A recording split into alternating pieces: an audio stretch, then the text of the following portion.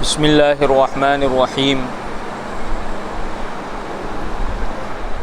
عن النواس بن سمعان رضی اللہ تعالی عنہ قال ذکر رسول اللہ صلی اللہ علیہ وسلم الدجال فقال ان یخرج وانا فیکم فانا حجیجہ دونکم وان یخرج ولست فیکم فامرؤ حجیج نفسہ۔ پچھلی بار علامات قیامت کا بیان چل رہا ہے کئی ہفتوں سے، اور پچھلی دفعہ جب یہ محفل ہوئی تھی تو اس میں بھی علامات قیامت کچھ بیان کی گئی تھی، تو بات پہنچی تھی دجال تک۔ دجال کے بارے میں نے بتایا تھا کہ دجال بنا ہے دجل سے، اس کے معنی آتے ہیں فریب، دھوکہ دڑی، جھوٹا، مکار۔ تو دجال جھوٹے کو کہتے ہیں، مکار کو کہتے ہیں، فریبی کو کہتے ہیں۔ ویسے اگر دیکھا جائے، اللہ معاف فرمائے، گلی گلی میں دجال ہے، گلی گلی میں دجال کا ظہور ہو چکا ہے۔ ہر گلی میں مسلمانوں کی دجال ملے گا آپ کو، فریبی، جھوٹا، مکار، دھوکہ دڑی کرنے والے، عام بات ہو گئی ہے۔ اور جھوٹ کو تو ایک ہنر سمجھ لیا گیا، جھوٹ کو ایک ہنر سمجھا گیا ہے۔ کوئی انسان بڑی صفائی سے جھوٹ بولتے تو بڑا ذہین اور اسمارٹ آدمی ہے بھائی، کتنے شاندار طریقے سے جھوٹ بولا کہ کمال کر دیا۔ تو عجیب و غریب مزاج بن چکا ہے لوگوں کا۔ تو بہرحال دجال کے تعلق سے کچھ باتیں بتائی تھی میں نے، اور حدیث بھی ہے۔ حضرت عمران بن حسین کہتے ہیں کہ میں نے رسول اللہ صلی اللہ علیہ وسلم کو فرماتے ہوئے سنا کہ حضرت آدم کی پیدائش سے لے کر قیامت کے آنے تک دجال سے بڑا فتنہ کوئی نہیں ہے۔ اور ایک روایت میں فرمایا کہ اللہ تعالیٰ تم پر مخفی نہیں ہے، اور یاد رکھو کہ اللہ تعالیٰ کانے نہیں ہے، اور دجال کانا ہوگا، اس کی دائیں آنکھ کانی ہوگی، اور ایسی ہوگی کہ گویا اس کی آنکھ ابھرا ہوا انگور کا دانہ ہو۔ اور ایک حدیث میں فرمایا کہ کوئی نبی ایسے نہیں گزرے جنہوں نے اپنی امت کو دجال سے نہ ڈرایا ہو۔ سنو، وہ کانا ہوگا، اور تمہارا رب کانا نہیں ہے، اس کی پیشانی پر کافارا، کافر لکھا ہوا ہوگا۔ یہ ساری باتیں رسول اللہ صلی اللہ علیہ وسلم بیان فرما رہے ہیں کہ دجال سب سے بڑا فتنہ ہوگا۔ حضرت آدم سے لے کر اب تک جتنے نبی آئے سب نے دجال سے اپنی قوم کو ڈرایا، اور آپ نے فرمایا کہ کسی نبی نے اتنی واضح بات اور اتنی واضح پہچان اور نشانی نہیں بتلائی جتنی میں بتلا رہا ہوں، کہ دیکھو دجال کی سب سے بڑی علامت اور پہچان یہ ہوگی کہ اس کی دائیں سیدھی والی آنکھ کانی ہوگی، ابھری ہوئی ہوگی، جو اندر کی پتلی ہے وہ باہر پڑی ہوئی ہوگی، ایسا جیسے انگور کا دانہ ہوتا ہے، اور جو بائیں آنکھ ہے وہ بالکل سپاٹ ہوگی، اس میں کوئی کٹنگ نہیں ہوگی، بالکل سپاٹ، ممسوحۃ العینین، ممسوحۃ العین، بالکل صاف ستھری ہوگی۔ اور ایک علامت رسول اللہ نے بتا دی کہ اس کی پیشانی پر کافارا، یعنی کافر لکھا ہوا ہوگا۔ ہر ایمان والا جس کے اندر ایمان ہوگا، چاہے وہ عربی جانتا ہو یا نہ جانتا ہو پڑھنا، وہ اسے پڑھ لے گا، پہچان لے گا کہ یہی دجال ہے۔ اور دجال کی پہچان کہ جب دجال کا آنا قریب ہوگا، جب دجال آنے والا ہوگا، تو ممبر و محراب سے اور مساجد سے اور وعظ و نصیحت سے اور جلسوں سے اور تقریروں سے اس کا تذکرہ ختم ہو جائے گا۔ آج آپ دیکھیے کہاں پر دجال کے حالات اور دجال کے احوال کہاں پر بتائے جا رہے ہیں، حالانکہ رسول اللہ صلی اللہ علیہ وسلم سب سے بڑی آزمائش، سب سے بڑا فتنہ قرار دے رہے ہیں۔ اور فرمایا رسول اللہ صلی اللہ علیہ وسلم نے ان یخرج وانا فیکم، رسول اللہ فرماتے ہیں کہ اگر میں زندہ ہوا اور وہ اب نکل آیا، یعنی میری زندگی میں، میری حیات میں نکل آیا، تو پھر مسلمانوں کو ٹینشن لینے کی ضرورت نہیں، فانا حجیجہ، میں سب کچھ سنبھال لوں گا۔ لیکن فرمایا کہ اگر میرے جانے کے بعد آیا تو پھر یاد رکھو کہ ہر انسان کو خود اس سے مقابلہ کرنا ہے اور اللہ سے مدد حاصل کرنی ہے۔ اور ایک نسخہ بھی بتا دیا کہ جو انسان یہ چاہے کہ وہ دجال کے فتنے سے بچ جائے تو وہ سورہ کہف کی شروع کی 10 آیتیں پڑھ لیا کرے روزانہ. جب دجال آئے گا تو اس کے فتنے سے وہ بچ جائے گا. بہرحال دجال نکلے گا، اور وہ کہاں نکلے گا؟ اس وقت ملک شام جسے سیریا کہا جاتا ہے، عراق، ان کے بیچ میں ایک جگہ پر ظاہر ہوگا. سب سے پہلے نبوت کا دعویٰ کرے گا، وہ کہے گا کہ میں نبی ہوں. اس کے بعد ڈائریکٹ خدائی کا دعویٰ کر دے گا، خدائی کا دعویٰ کر دے گا، اور اللہ اس کو ڈھیل دیں گے. اس کے ہاتھ میں طرح طرح کے شعبدہ بازی جادو ہوں گے. اور اگر موجودہ زمانے میں دیکھا جائے تو اس کے پاس اس طرح کے آلات اور مشینری اور ٹیکنیکل چیزیں ہوں گی کہ وہ لوگوں کا بیوقوف بنائے گا. چنانچہ اس پر بڑے ریسرچ ہو رہے ہیں. اس طرح کی چیزیں لیزر لائٹ کے ذریعے سے شو کی جاتی ہیں کہ خالی پلاٹ پڑا ہے، وہاں پر اس طرح کی لیزر لائٹ جلائی گئی کہ وہاں پر آپ کو ایسا نظر آئے گا کہ بڑی بڑی بلڈنگیں اور خوبصورت نظارے ہیں. اور چین میں اس کا سروے ہو چکا ہے. انہوں نے آسمان پر ایک وہ مشین بنا کر ڈالی تو اس میں ایسا لگا ہوا تھا کہ آسمان پر شہر بسا ہوا ہے وہ، لیکن سب نظر کا دھوکہ تھا. تو اس طرح کے ہتھیار دجال کے پاس ہوں گے.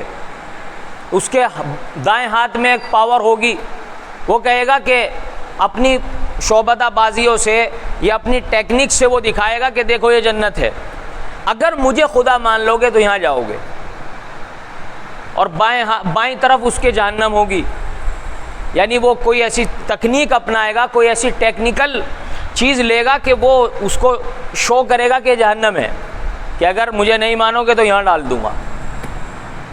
لیکن ہمارے نبی صلی اللہ علیہ وسلم نے صاف بتا دیا کہ دیکھو جب وہ تم سے کہے کہ یہ جنت ہے تو اس کی جنت میں مت جانے کی کوشش کرنا، اس کے جہنم میں جانے کی کوشش کرنا کہ مجھے تو یہاں ڈال دے. اگر تم اس کی جہنم میں گرو گے تو سمجھو اللہ کی جنت میں پہنچو گے، یعنی اللہ اس کے بدلے میں تمہیں جنت عطا فرمائے گا. رسول اللہ صلی اللہ علیہ وسلم سے صحابہ نے پوچھا کہ یا رسول اللہ کتنے دن رہے گا؟ تو آپ نے فرمایا کہ دجال 40 دن رہے گا، دنیا میں 40 دن رہے گا. کتنے دن رہے گا؟ 40 دن. جو پہلا دن ہوگا وہ 1 سال کے برابر ہوگا. یعنی جب دجال آئے گا تو دن اتنا لمبا ہو جائے گا، اتنا لمبا ہو جائے گا دن کہ 1 سال کے برابر وہ دن ہوگا. ہو سکتا ہے کہ کچھ ایسی چیز ظاہر ہو جائے کہ سورج اپنی جو رفتار ہے، جس رفتار پر سورج چل رہا ہے وہ رک جائے، یا زمین اپنا روٹیشن بند کر دے، گھومنا بند کر دے. تو سورج ہو سکتا ہے کہ اپنا روٹیشن بند کر دے، زمین روٹیشن بند کر دے. تو 1 سال جتنا لمبا دن ہوگا پہلا دن. دوسرا دن اس کا 1 مہینے کے برابر ہوگا. تیسرا دن 1 ہفتے کے برابر ہوگا.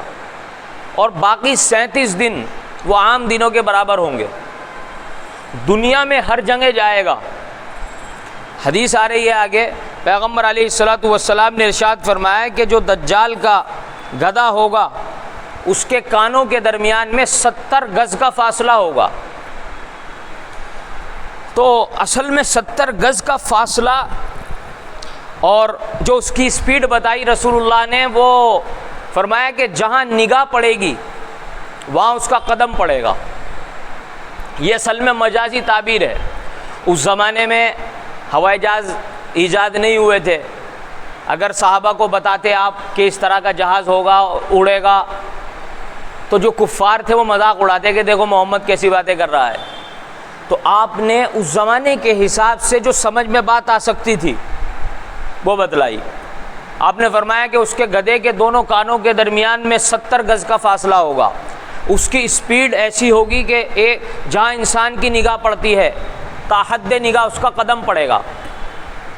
یعنی 1 سیکنڈ میں وہ کئی 100 کلومیٹر پار کر لے گا. اس زمانے میں جو جہاز کی سپیڈ ہے وہ 2,95,000 کلومیٹر پرتی گھنٹہ کی اسپیڈ ہوگی. دجال کی سواری کی جو اسپیڈ ہوگی وہ 2,95,000 پرتی گھنٹہ. اب اگر ہم اس زمانے میں کمپیئر کریں گے تو جہاز کی بھی اتنی اسپیڈ نہیں ہے. جہاز کی اسپیڈ زیادہ سے زیادہ 1200 کلومیٹر کی اسپیڈ ہے پرتی گھنٹہ کی. بھائی سعودی عرب یہاں سے 4000-5000 کلومیٹر ہے, 4 گھنٹے لگتے ہیں. پتہ چلا کہ 1000 گھنٹے کی اسپیڈ ہے جہاز کی. لیکن دجال کی جو سواری کی اسپیڈ رسول اللہ نے بتائی ہے وہ 2,95,000 پرتی گھنٹہ کی بتائی ہے. یعنی ہوائی جہاز سے بھی کوئی ہائی فائی سواری ہوگی. اور فرمایا کہ اس کی رفتار ایسی ہوگی جیسے بادلوں کے چلنے کی رفتار ہوتی ہے.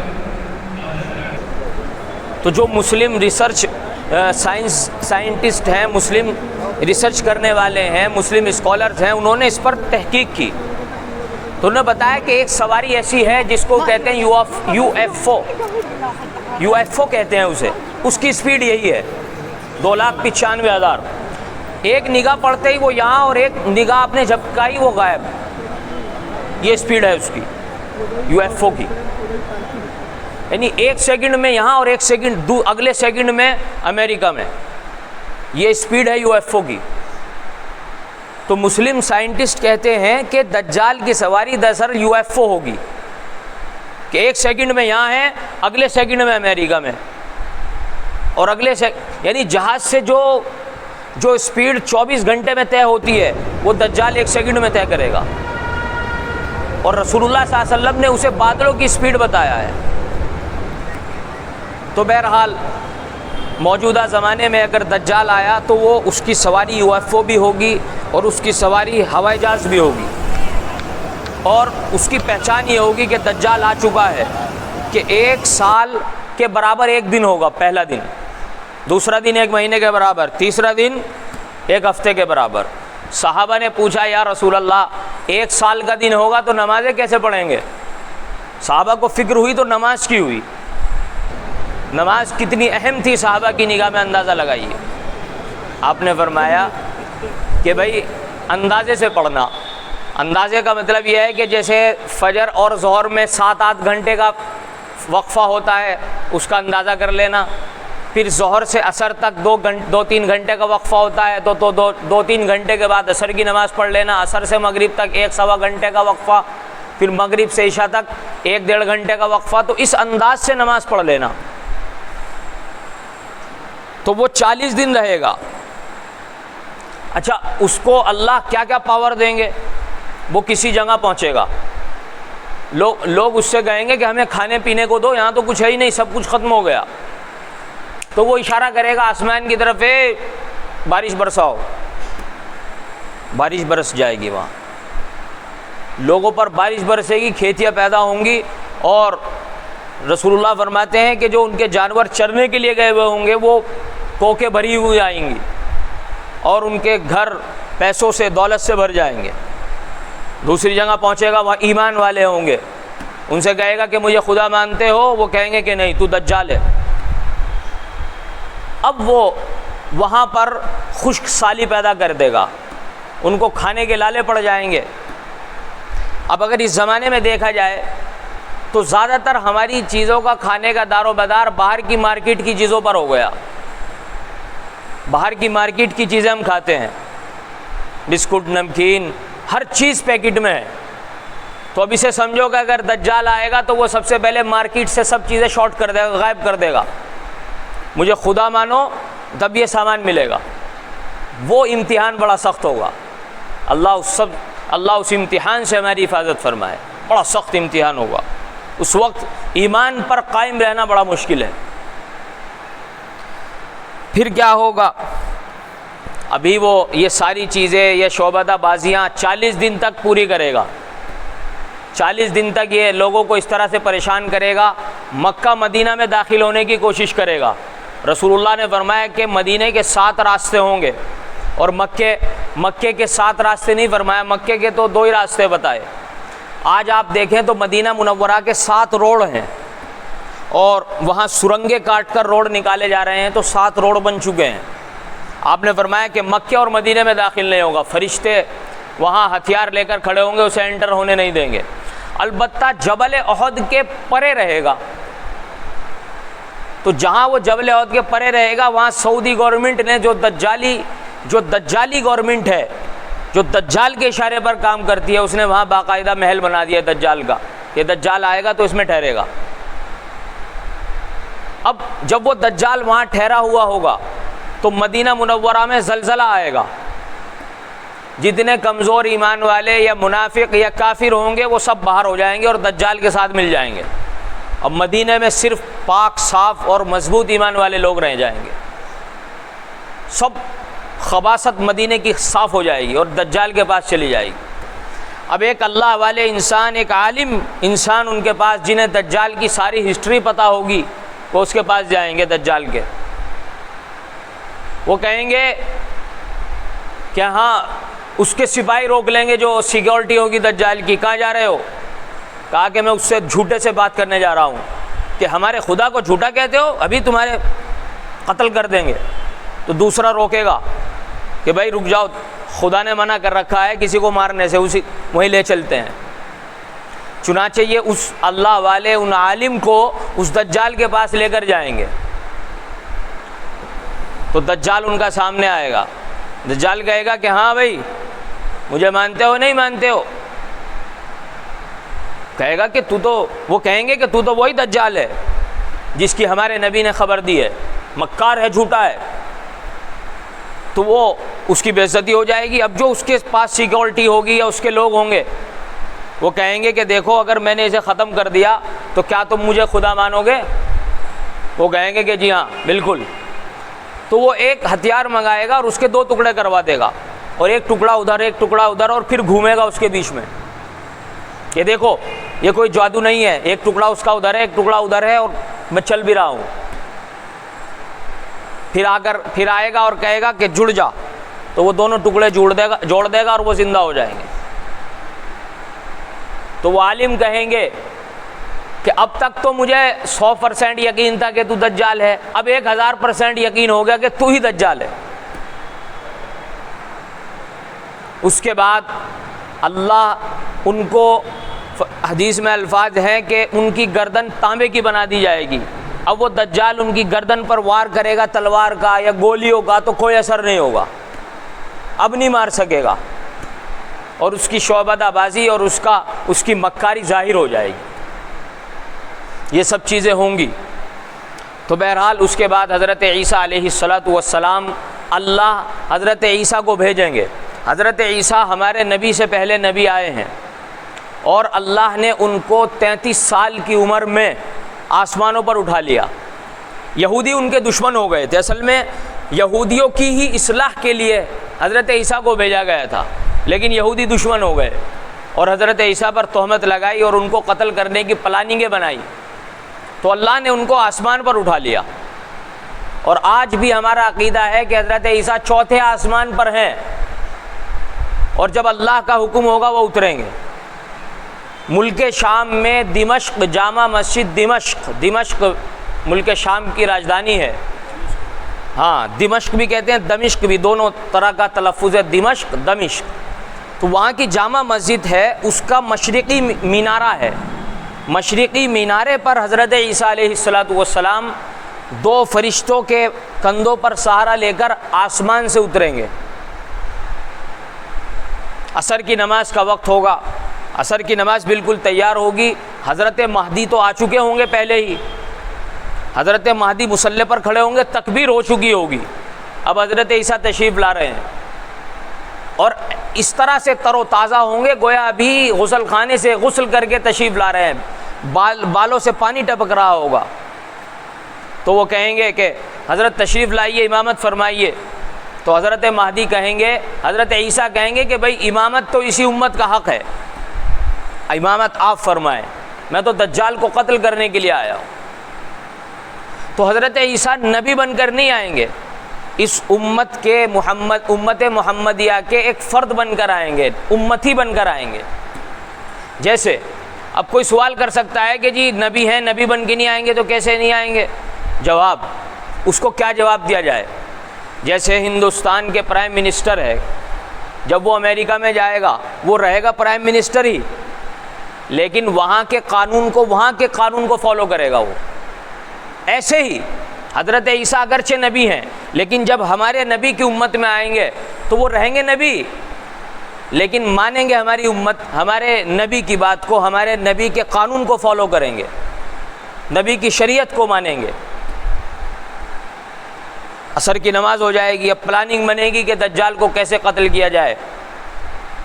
تو اب وقت زیادہ ہو گیا ہے، انشاءاللہ اگلے ہفتے پیر میں یہ بات تفصیل سے بیان کی جائے گی۔